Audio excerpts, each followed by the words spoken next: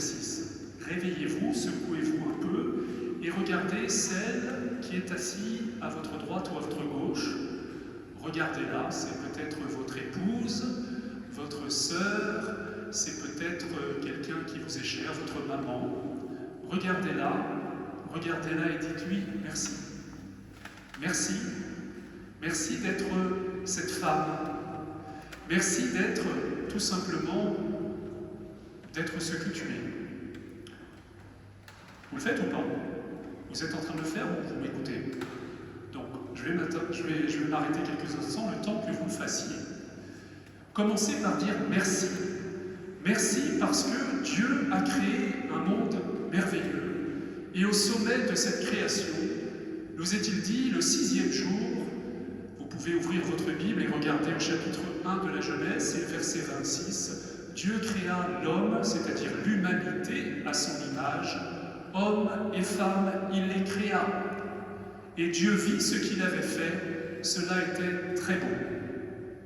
Il vous est dit un peu plus tard, si vous êtes opiniâtre et si vous regardez la page suivante, que lorsque l'homme, au sens masculin, est seul dans le jardin de la Genèse, Dieu dit, il n'est pas bon que l'homme soit seul.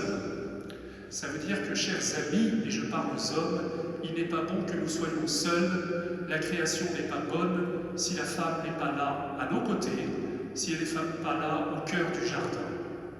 Chers amis, nous ne pouvons pas fuir ce sujet, puisque c'est celui que la parole de Dieu nous donne à méditer aujourd'hui.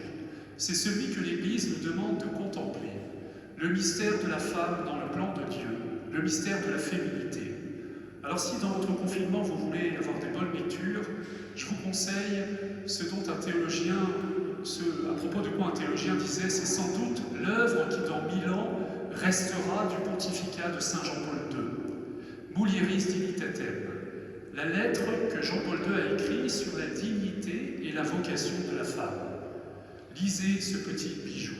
C'est un grand chant d'action de grâce et de louange de ce pape qui a beaucoup contemplé la création, de ce pape qui a beaucoup commenté les 3 premières pages de la Genèse, de ce pape qui disait que sans cesse nous devons replacer la création dans la lumière du Créateur. Et que fait le Créateur lorsqu'il contemple sa création? Il nous est dit dans le livre de la Genèse, il ne cesse de s'en émerveiller. Dieu vit ce qu'il avait fait, cela était bon, ça revient à chaque jour, chaque soir, lorsque Dieu contemple son œuvre, et cette œuvre est couronnée par la création de la femme. Dieu vit ce qu'il avait fait, cela était très bon. Alors nous devons entrer dans les vues de Dieu, et nous devons rendre grâce pour le mystère de la féminité. Le même Jean-Paul II a écrit une très belle lettre, qui est la lettre aux femmes. Un jour où l'ONU avait décrété la journée mondiale de la femme, il a voulu apporter sa contribution, et sa lettre, c'est une suite de merci.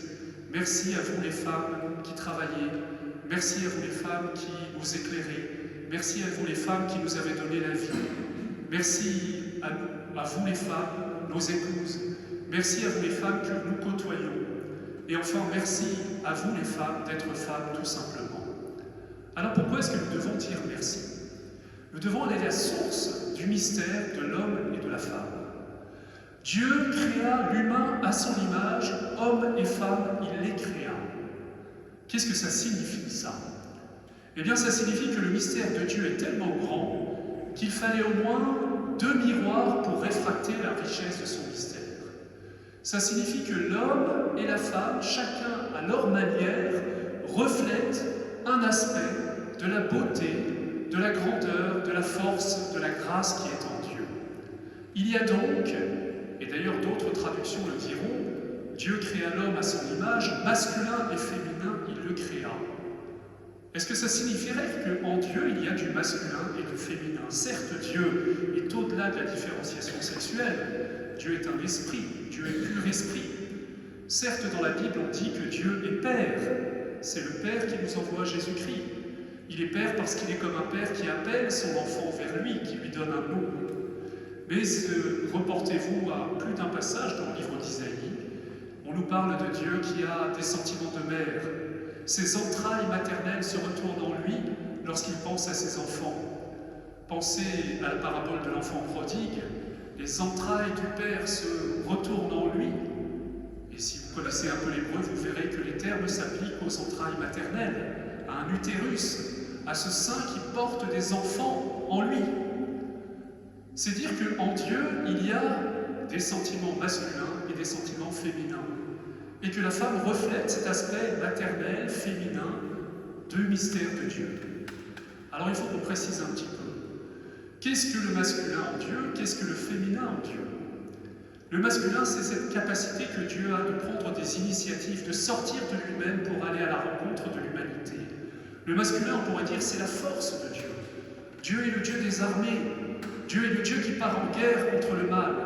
Dieu est celui qui nous appelle. Dieu est celui qui nous établit dans l'être, comme un père établit ses enfants, comme un père éduque ses enfants, comme un père les éveille à la vie, comme un père les pousse vers l'avenir. Mais Dieu a aussi cette dimension maternelle qui est tout accueil, cette dimension féminine qui est toute réceptivité. Dieu est celui qui aime à prendre ses enfants dans ses bras. Dieu est aussi celui qui aime à ce qu'on le cherche, à ce que sa beauté soit dévoilée. Dieu est celui qui a une beauté à offrir au monde. Alors, chers amis, nous entrons dans un mystère en réalité. La femme est un mystère. La femme est d'abord un mystère à contempler. Qu'est-ce que ça veut dire un mystère? Ça veut dire qu'elle reflète quelque chose qui est plus grand qu'elle. Elle reflète quelque chose de la beauté de Dieu. Alors vous avez entendu la question qui a été posée par le livre des Proverbes. Une femme parfaite, qui la trouvera? Eh bien, je vous l'annonce, messieurs, si vous cherchez la femme parfaite, vous ne la trouverez pas. Précisément, la femme parfaite n'existe pas. L'homme parfait non plus, mais ça vous le savez déjà, mesdames, depuis longtemps, depuis votre naissance.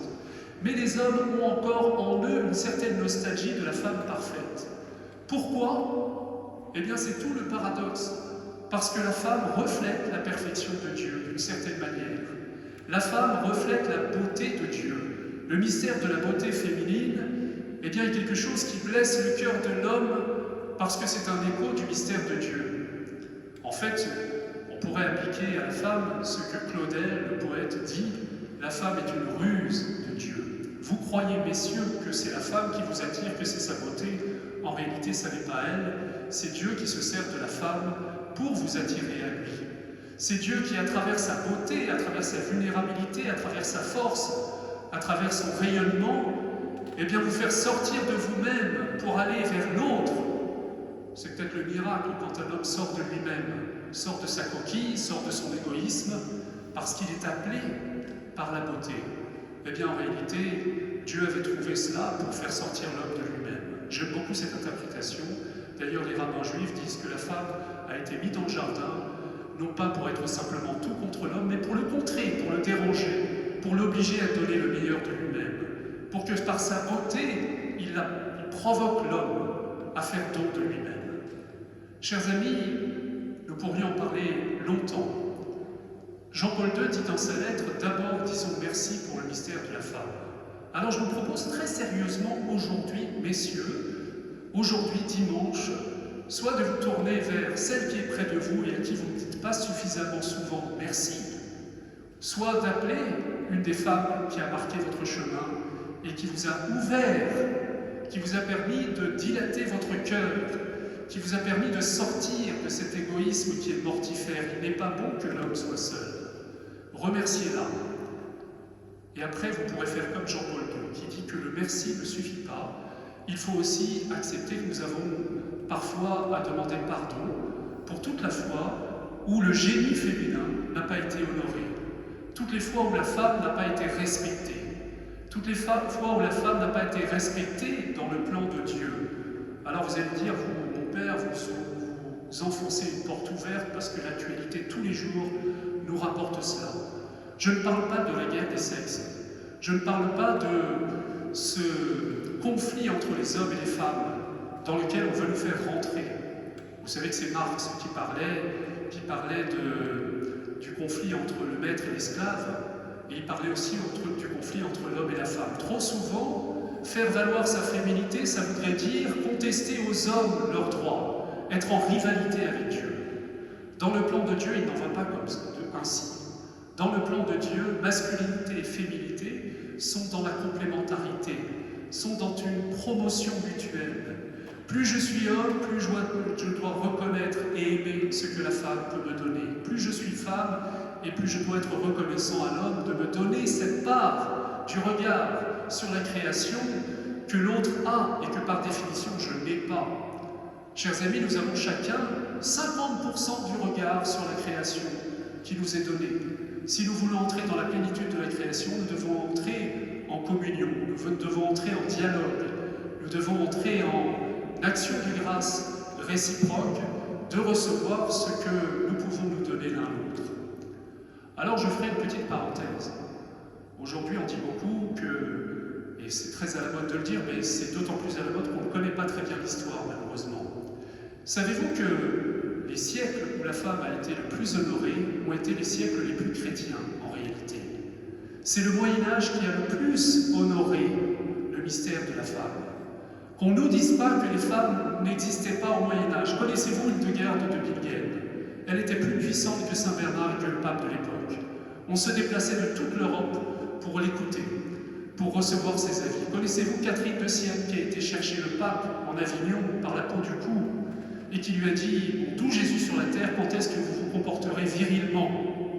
Voilà une femme forte. Voilà une femme qui, à l'image, connaissez-vous aussi, Jeanne d'Arc.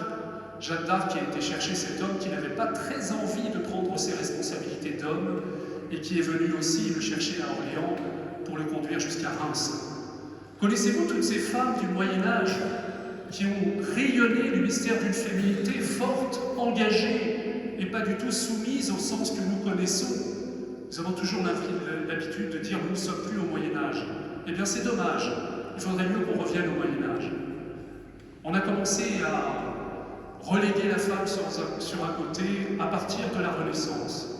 C'est curieux, quand on a commencé à se couper de Dieu et à mettre l'homme au centre, on a évacué à la fois Dieu et la femme. Et le sort de la femme, tel qu'il est en France aujourd'hui, a été réglé par le Code Napoléon. Le Code Napoléon n'a pas grand-chose de chrétien. Le Code Napoléon prend sa source dans la tradition romaine du pater familias. C'est-à-dire que c'est une régression avant le temps du christianisme. Chers amis, je vous propose aujourd'hui que nous revenions enfin au Moyen-Âge, que nous revenions enfin en ces temps lumineux, en ces temps des cathédrales, vous savez, au temps où les édifices n'étaient pas fermés sur eux-mêmes, comme on a commencé à le faire à la Renaissance, au moment où les vitraux laissaient passer la lumière divine partout et la laissaient illuminer le mystère des hommes et des femmes qui étaient là. À l'époque où tant de cathédrales se sont dressées comme des champignons sur tout le territoire de France, et chacune d'elles s'appelait Notre-Dame. Chaque homme partait au combat en offrant sa vie pour cette dame qu'il voulait servir, la dame de ses pensées, mais aussi celle qui reflétait toute la féminité de la création et de Dieu, qui était Notre-Dame, la Vierge Marie. Chers amis, demandons aujourd'hui d'avoir un cœur rempli d'émerveillement pour le mystère de la femme. Demandons aussi qu'elle puisse, sa figure rayonnante puisse véritablement se dresser aujourd'hui. Et je terminerai avec Jean-Paul II, vous connaissez cela, le dernier voyage de Jean-Paul II, des 110 voyages qu'il a fait dans tout son pontificat, il l'a réservé à la France, et il l'a réservé à Lourdes, et il y tenait à ce voyage. Il était déjà très faible, il avait du mal à se tenir debout, et même à genoux sur son prie-dieu dans la grotte de Lourdes. Et allez voir les images, elles sont extraordinaires, ce moment où, ramassant toutes ses forces, Jean-Paul II s'est retourné et a dit « Maintenant, je m'adresse à vous, les femmes. Dans cette grotte, une femme est apparue à une jeune fille. La Vierge Marie est venue du ciel pour parler à cette jeune fille de 13 ans. Et elle lui a révélé le secret de la féminité. Femmes, soyez les sentinelles de l'invisible. » Vous avez entendu la deuxième lecture. Nous devons être vigilants. L'attitude spécifiquement chrétienne, c'est d'être des sentinelles, de veiller dans un monde qui est plongé dans toutes sortes de distractions qui le détournent de l'essentiel, qui le détournent du ciel. Eh bien, nous devons, hommes et femmes, être vigilants. Et quel est le lieu de la vigilance spécifique de la femme? Eh bien, elle doit veiller à ce qui est invisible. Elle est la sentinelle de l'invisible. Elle est la sentinelle de toutes ces valeurs cachées aux yeux des gens qui risquent de passer à l'as. Vous savez, on nous parle de besoins essentiels aujourd'hui. C'est vrai, Il y a des gens qui ont reçu comme mission, paraît-il, de dire aux autres quels sont leurs besoins essentiels. C'est nouveau dans l'histoire de l'humanité, on ne l'a jamais fait. Aucun gouvernement n'a prétendu dire aux autres quels étaient leurs besoins essentiels. Ça s'appelle un abus, ça s'appelle une dictature, c'est tout. Parenthèse fermée. Mais dans ces besoins essentiels, il y aurait la consommation, il y aurait les besoins matériels, il y aurait de manger, il y aurait de consommer sur Amazon. On a besoin de sentinelles de l'invisible qui nous disent qu'il y a des valeurs invisibles plus profondes, que la valeur de la vie est précieuse. Dans ce même confinement, on a prolongé, paraît-il, l'avortement de 12 à 14 semaines. Quel beau progrès pour les valeurs de la vie. Dans ce confinement, on nous interdit, paraît-il, de participer au culte. Dans ce confinement, on nous dit que les livres ne sont pas essentiels. C'est-à-dire toutes les valeurs invisibles qui font la beauté de la vie. Eh bien, chères femmes, c'est à vous, paraît-il, qu'il revient, si on écoute Jean-Paul II, d'ouvrir le cœur des hommes à cette dimension invisible. Aussi vrai que Ève a été extraite du cœur d'Adam, Dieu a pris une côte, c'est symbolique évidemment, il a pris une côte, il a pris à l'endroit du cœur, et il a sculpté la femme, c'est-à-dire qu'il a blessé l'homme et il a ouvert son cœur. C'est une opération à cœur ouvert, une opération cardiaque. Ça veut dire que la femme a pour mission d'ouvrir le cœur de l'homme, d'ouvrir le cœur à ces dimensions invisibles. L'homme est une sentinelle lui aussi, mais il doit être la sentinelle du visible. Excusez-nous, on fait ce qu'on peut. Nous, on est simple, et puis on voit ce qu'on voit, et puis on peut veiller sur ce qu'on voit. Mais vous pouvez nous entraîner vers une dimension plus profonde, celle que Dieu vous a confiée, celle qui vous revient par votre être, par votre féminité, par le rayonnement qui est le vôtre et qui renvoie à une lumière invisible, plus profonde. Eh bien, cette lumière qui vous revient de faire rayonner et par cette lumière d'attirer l'homme à Dieu. Alors, chers amis, ce soir, dimanche, dans la semaine qui vient, rendons grâce pour le mystère de la féminité. Et mesdames, mesdemoiselles, rendez grâce à Dieu d'être des femmes et demandez-lui de bénir votre féminité. Que cette féminité ne soit pas comme ce talent qui a été enterré par la peur. Il y a des hommes qui n'osent pas affirmer leur masculinité, il y a des femmes qui n'osent pas affirmer leur féminité. Pourquoi? Parce qu'on ne les a jamais bénis, parce qu'on n'a jamais révélé ce que ça avait de beau. Alors on l'enterre comme un talent dont on a honte, qui n'a jamais été mis en valeur, qui n'a jamais été béni, qui n'a jamais été glorifié. Eh bien, pensez maintenant, mesdames, mesdemoiselles, que Dieu vous regarde comme un père et qu'il a déposé en vous une perle qui est votre féminité.